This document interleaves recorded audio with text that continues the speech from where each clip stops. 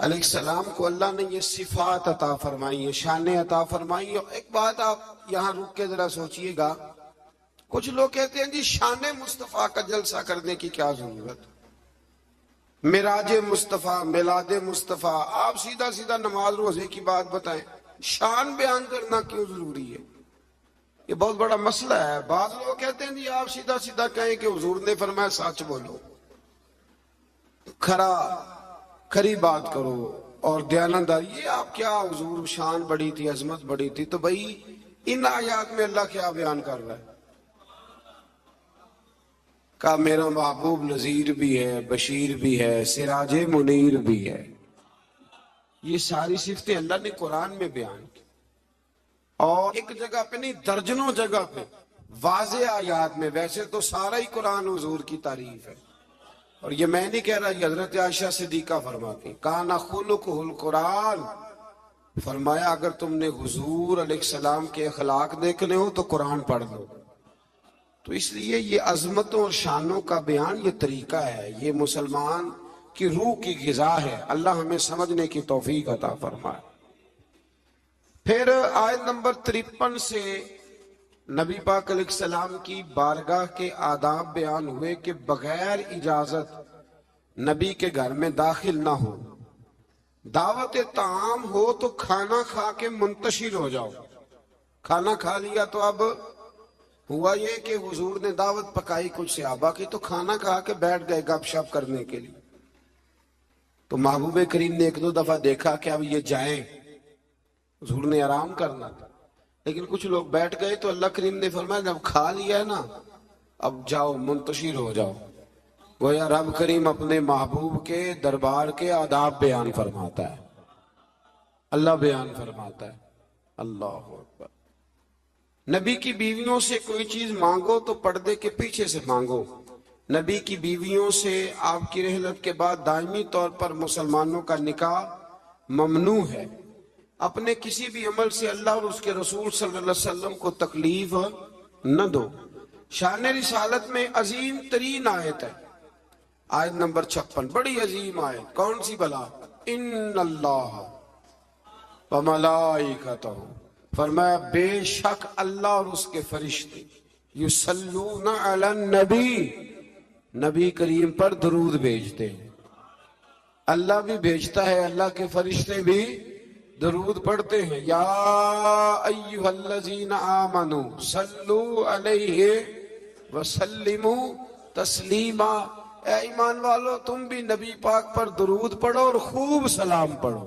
تو یہ آیت مبارکہ نازل ہوئی کہ، اور حضور صلی اللہ علیہ وسلم نے فرمایا اگر تم مجھ پر ایک بار درود پڑھو گے تو اللہ تم پہ 10 رحمتیں فرمائے گا، اور تمہارے 10 گناہ معاف کر دے گا، اور تمہارے 10 درجے اللہ بلند فرما دے۔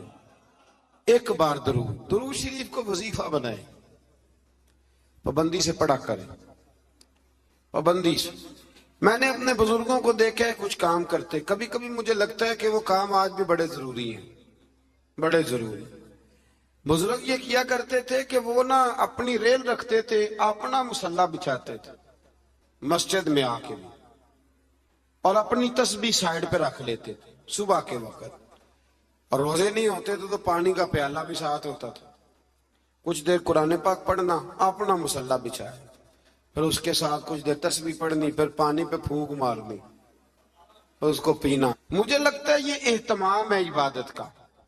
میں دوستوں سے کہا کرتا ہوں کہ ہاتھوں میں تسبیح رکھ لو، تسبیح ہاتھ میں ہو تو چلتی بھی رہتی ہے۔ تو یہ چھوڑ دیں، لوگ کیا کہیں گے، بہانہ کریں گے، دنیا کہے گی یہ بابا تسبیح ہو گیا، تو کہنے دو، تسبیح ہو تو تسبیح چلتی بھی۔ سمجھ آ گئی یہ بات کی؟ تو اہتمام کریں، یہ 20 منٹ 10 منٹ مصلی پہ بیٹھ کے درود شریف پڑھیں۔ ہمیں موقع مل جائے تو ہم پڑھ لیتے۔ کچھ کہتے میں گاڑی چلاتے چلاتے پڑھتا ہوں، میں نے کہا یہ سارے طریقے ٹھیک ہیں، پر میری رائے یہ ہے کہ مصلی بچھا کے، خوشبو لگا کے، اچھے کپڑے پہن کے، مدینے کی طرف منہ کر کے، یعنی حضور کی بارگاہ میں سلام عرض کرنا ہے نا جی، حضور کی بارگاہ میں، تو پھر پورے اہتمام سے سلام پڑھیں۔ اللہ توفیق عطا فرمائے۔ آیت نمبر 60 سے 61 میں منافقین اور فاسقین اور جن کے دلوں میں عداوت مصطفیٰ صلی اللہ علیہ وسلم کا روگ ہے، اور مدینے میں جھوٹی افواہیں پھیلانے والوں کو خبردار کیا گیا کہ اگر وہ اپنی حرکتوں سے باز نہ آئے تو انہیں مدینے میں رہنے نہیں دیا جائے گا۔ اور یہ بھی کہا گیا کہ یہ لوگ لعنتی ہیں، اور جہاں بھی پائے جائیں انہیں چن چن کر قتل کر دیا جائے، اس لیے کہ یہ حضور کے بارے میں دل میں منافقت رکھتے ہیں۔ پھر آگے سورہ سبا شروع ہوتی ہے۔ اس سورت کی آیت نمبر 9 میں دشمنان رسول صلی اللہ علیہ وسلم کے لیے عبرتناک عذاب کی وعید ہے۔ آیت نمبر 10 سے حضرت داؤد علیہ السلام کے معجزات کا ذکر ہے کہ انہیں یہ فضیلت دی گئی کہ پہاڑ اور پرندے ان کے ساتھ تسبیح کرتے تھے۔ حضرت داؤد تسبیح کرتے تو پہاڑ بھی تسبیح کرتے، پرندے بھی۔ پھر آیت نمبر 36 میں فرمایا نہ کسی مومن مرد اور نہ کسی مومن عورت کے لیے یہ جائز ہے کہ جب اللہ اور اس کا رسول کو فیصلہ فرما دیں تو ان کے لیے اپنے اس کام میں کوئی اختیار رہ جائے۔ اس آیت کی تھوڑی تفسیر ضروری ہے، اس کی تھوڑی تفسیر کر دیتا ہوں۔ ہوا یہ تھا کہ نبی کریم علیہ الصلوۃ والسلام نے اپنے ایک غلام کے ساتھ اپنی ایک عزیزہ جو حضور کی رشتہ دار بنتی تھی حضرت زینب بنت جہش، ان کا نکاح کرنا چاہا، پیغام نکاح بھیجا۔ انہوں نے کہا جی ہم قریشی خاندان سے ہیں اور یہ غلام ہے تو اس کو کیسے رشتہ دے دیں، حالانکہ حضور نے پیغام بھیجا تھا۔ اتنے بڑے ہم ہو کے تو ایک غلام کو رشتہ دے دے، تو اللہ نے حکم دے دیا، فرمایا جب رب رسول حکم دے تو تمہیں اختیار ہی کوئی نہیں۔ اور جب یہ آیت نازل ہوئی تو وہ حضرت زینب بنت جہش کے گھر والے خود حاضر ہوئے، عرض کی حضور جہاں آپ کا دل کرتا ہے آپ بچی کا رشتہ فرما دیں، ہم اللہ رسول کے حکم کے آگے بات نہیں کر سکتے۔ آج بھی آپ دیکھ لیں، برادری پہلے اور دین معاذ اللہ بعد میں۔ برادری پہلے، بھائی شادی پہ کوئی بےہودہ حرکت نہ کرنا تو کہتے میری برادری نہیں مانتی۔ یہ بڑا خطرناک جملہ ہے، یعنی ایک طرف نبی پاک کی شریعت اور دوسری جانب برادری، تو یہ مطلب آپ اندازہ کر لیں کہ یہ بات کہاں تک جاتی۔ آپ نے اس میں سے اختیار کسے کیا؟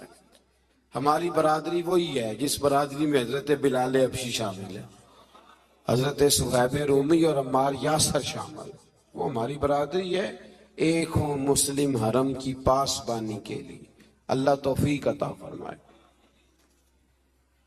پھر اس سے آگے آیت نمبر 37 سے یہ مسئلہ بیان ہوا ہے کہ جو منہ بولا بیٹا ہے وہ حقیقی بیٹے کے حکم میں نہیں ہوتا، وہ حقیقی بیٹے کے حکم میں نہیں ہوتا۔ وہ میں پیچھے بھی بتا چکا ہوں۔ ہوا یہ تھا کہ ایک منہ بولے بیٹے نے طلاق دی تھی، تو نبی کریم علیہ الصلوۃ والسلام کے وہ منہ بولے بیٹے تھے، تو ان کی زوجہ سے حضور نے نکاح کرنا چاہا۔ لوگوں نے کہا کہ یہ تو یہ والا معاملہ ہے، تو فرمایا وہ جو منہ بولا بیٹا ہے وہ منہ بولا بیٹا ہی ہوتا ہے۔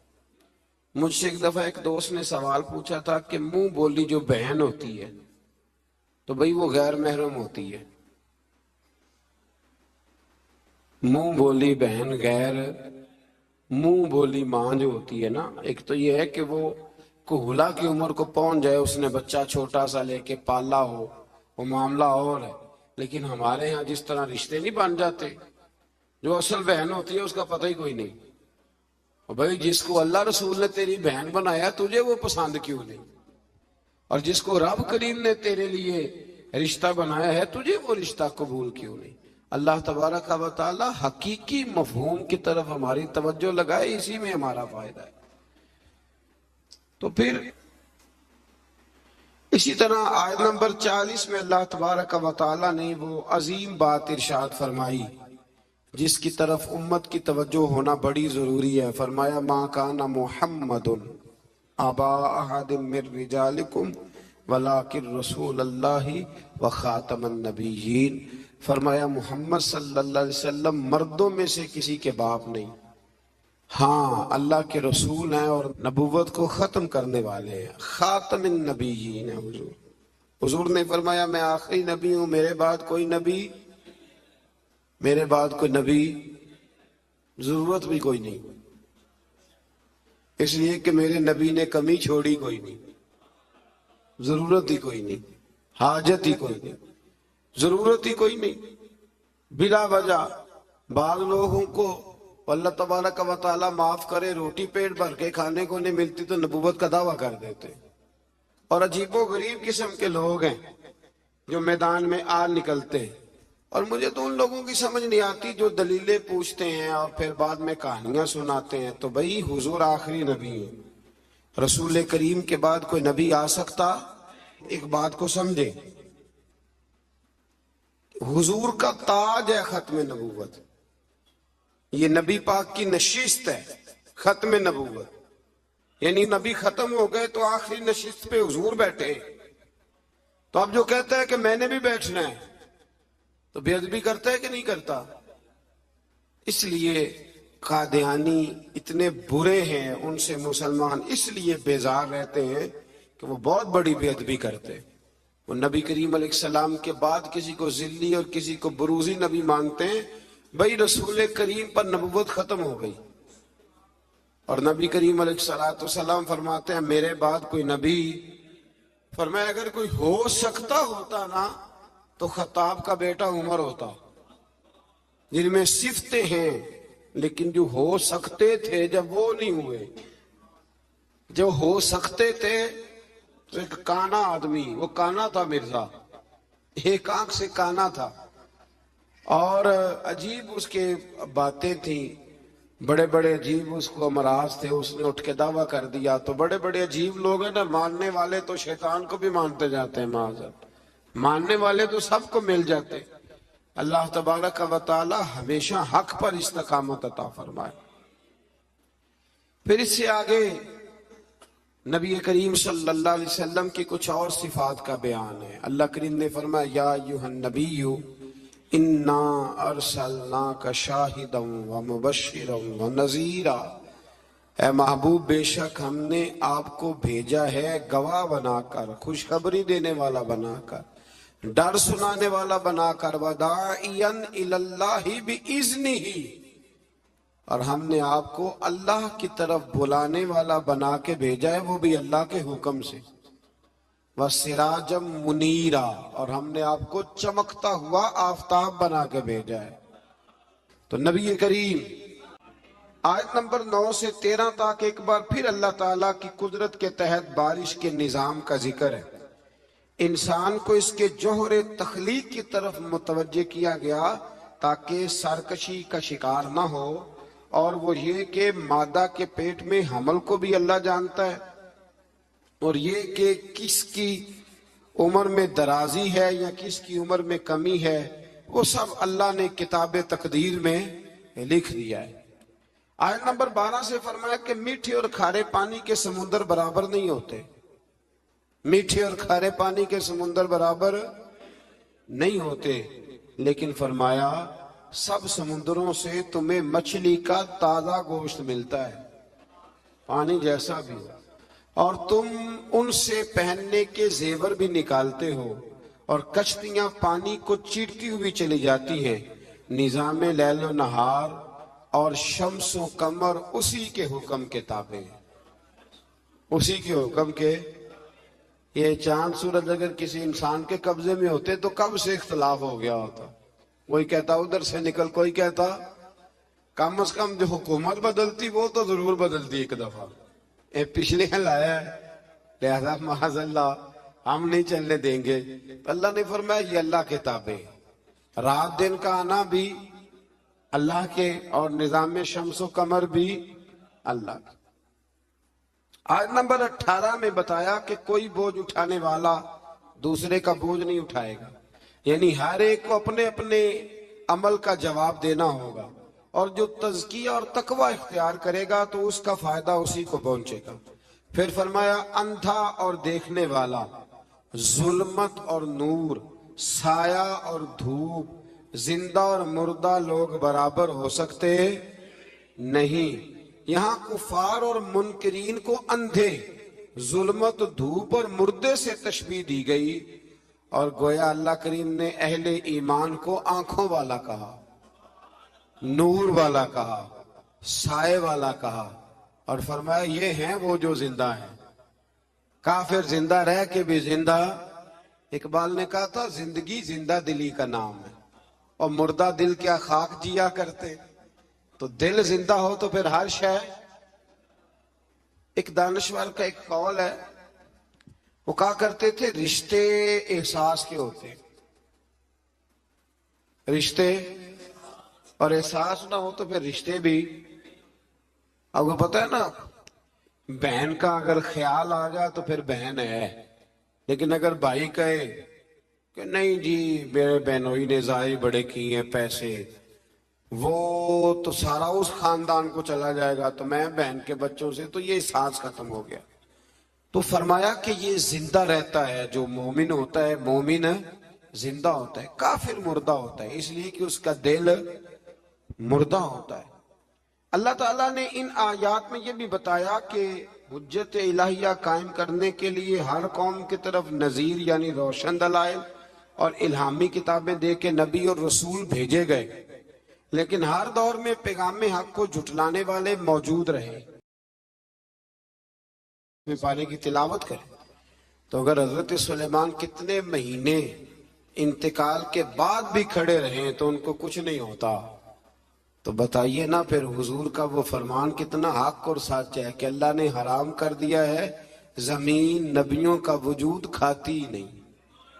ان اللہ حرم علی الارض ان تاکل اجساد الانبیاء فنبی اللہ حی، فرمایا اللہ نے حرام کر دیا ہے زمین پر وہ نبیوں کے جسموں کو کھاتی، اللہ کے ہر نبی زندہ ہے اور وہ رزق دیے جاتے ہیں۔ اللہ سمجھنے کی توفیق دے۔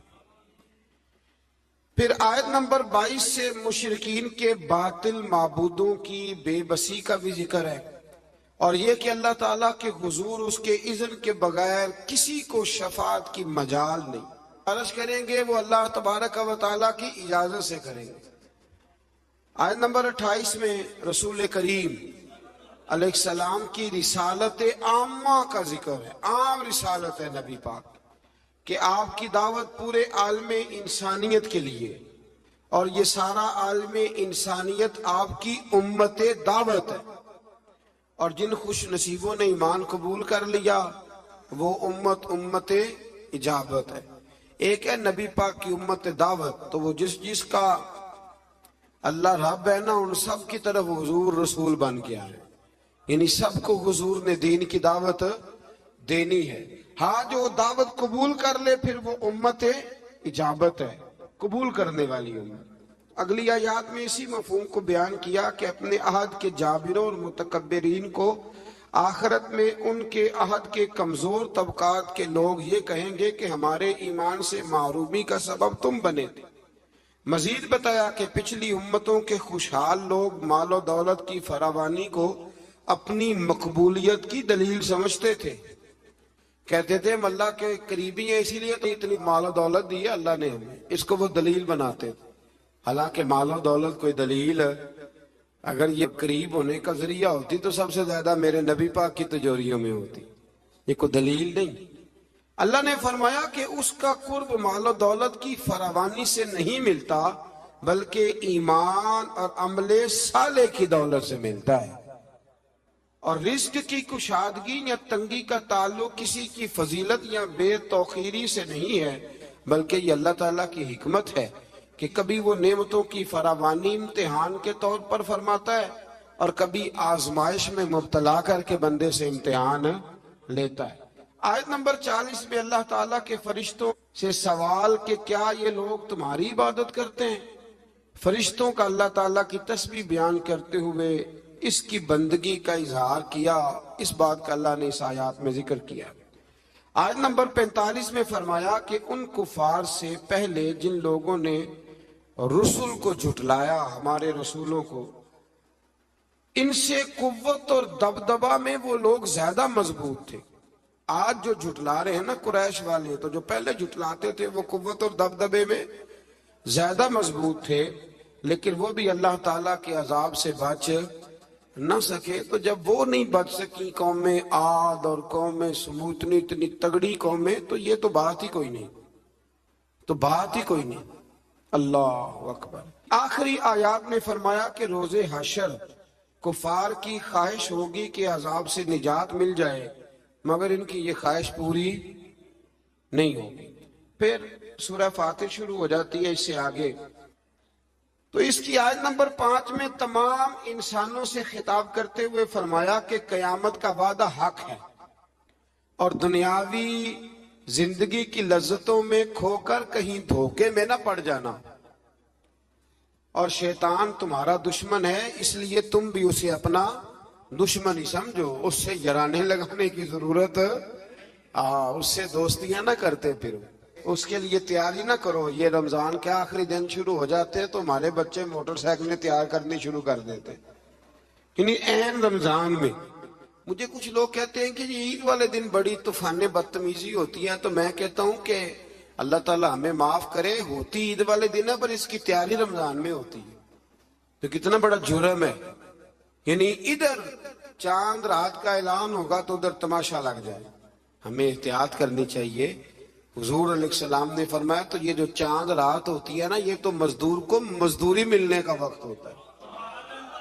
تو لوگ ہیں کہ وہ کھیل کود میں لگ جاتے ہیں.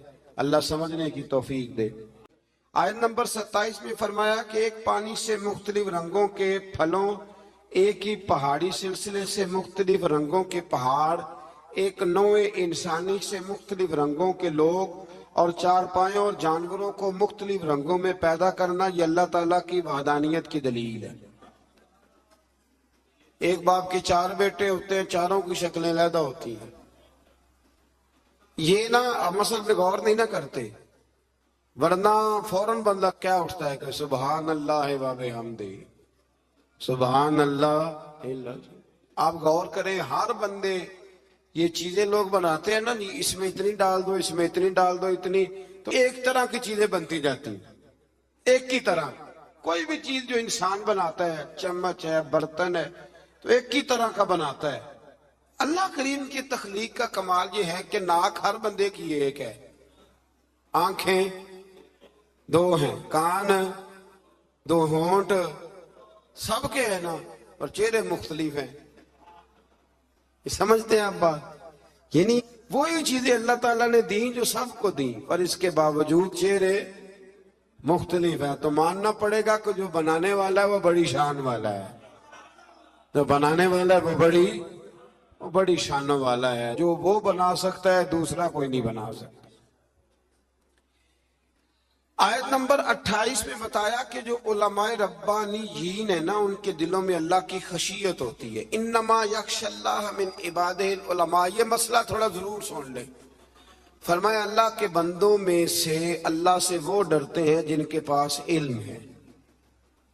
ایک لفظ کبھی کبھی ہم کہتے ہیں، لڑائی ہو جائے نا تو کہتے ہیں تو مینوں جاندا نہیں. اس کا کیا مطلب ہوتا ہے؟ تو مینوں کہتے ہیں نا کچھ لوگ، تو مینوں، اس کا کیا مطلب ہے؟ اس کا مطلب ہے کہ تو میرے سے لڑائی کر رہا ہے، تو میری طاقت نہیں جانتا، میرے تعلقات نہیں جانتا. یہ ترجمہ ہے اس کا. تو میری دولت کو نہیں جانتا، میں کتنے لوگ میرے ہیں چاہنے والے، پیار کرنے والے، یا میرے خاندان والے، تو جان. یہ مطلب ہوتا ہے کہ تو مجھے جانتا. جو جانتا ہوتا ہے وہ ڈرتا ہے، جو نہیں جانتا وہ ایسی ہوتا ہے. جو بندہ رب کو جانتا نہیں نا وہ نہیں ڈرتا، اور جو جان لیتا ہے نا وہ ڈرتا ہے. پتہ چل جاتا ہے کتنی قدرتوں والا ہے. میرے رسول کریم علیہ السلام نے فرمایا، میں تم سب سے بڑھ کر رب کو جانتا ہوں، اور میں تم سب سے زیادہ اللہ سے ڈرتا ہوں. اس لیے زیادہ باتیں کرنے والا عالم نہیں ہوتا، اللہ سے زیادہ ڈرنے والا عالم ہوتا ہے. جو بندہ کہتا ہے میں کسی کو بولنے نہیں دیتا، میں بڑی کہانیاں سناتا ہوں، تو یہ علم کی علامت نہیں. انما یخشی اللہ من عبادہ العلماء. اللہ کے بندوں میں سے جو عالم ہیں وہ اللہ سے ڈرتے ہیں. اگر تو زیادہ ڈرتا ہے تو تو بڑا عالم ہے، اگر تو نہیں ڈرتا پھر تو ان پڑھ ہے. یہ تو اپنے آپ سے پوچھ لے. اب لوگ کہتے ہیں جو جری ہو جائے، جو بے دریغ بولے وہ عالم ہے. نہ بھائی، جو سوچ سوچ کے بولے جو ڈر ڈر کے بولے، جو احتیاط سے بولے، اصل عالم وہی ہوتا ہے۔ اللہ توفیق عطا فرمائے۔ آیت نمبر 32 میں اللہ تعالیٰ نے اپنے نیک بندوں کی برگزیدہ اور چنیدہ اور نیکی کے کاموں میں سبقت کرنے والے فرما کر جنت کی ان نعمتوں کا ذکر فرمایا جو اللہ تعالیٰ نے ان صالح بندوں کے لیے تیار کی ہوئی۔ پھر آیت نمبر 40 میں مشرکوں کے معبودان باطلہ کا ذکر ہے۔ آیت نمبر 41 سے فرمایا کہ اللہ تعالیٰ آسمانوں اور زمینوں کو اپنے مرکز سے ہٹنے نہیں دیتا، اور اگر وہ اپنے مرکز سے ہٹ جائیں تو اللہ کے سوا کوئی دوبارہ ان کو اپنی جگہ پہ قائم کرنے والا نہیں ہے۔ آیت نمبر 45 میں فرمایا کہ اللہ تعالیٰ لوگوں کی بدعمالیوں کی وجہ سے ان کی گرفت فرماتا تو روئے زمین پر کوئی جاندار زندہ نہ ہوتا۔ اگر اللہ تعالیٰ لوگوں کے گناہوں کی وجہ سے ان کو پکڑتا تو پھر کوئی موجود مر گئے ہوتے، سارے ختم ہو گئے ہوتے۔ لیکن وہ ایک وقت مقررہ تک انہیں ڈھیل دے رہا ہے، پس جب ان کا وقت آ جائے گا تو اللہ تعالیٰ اپنے بندوں کو خوب دیکھ رہا ہے۔ اللہ تعالیٰ ہم سب کی حاضری کو مقبول فرمائے۔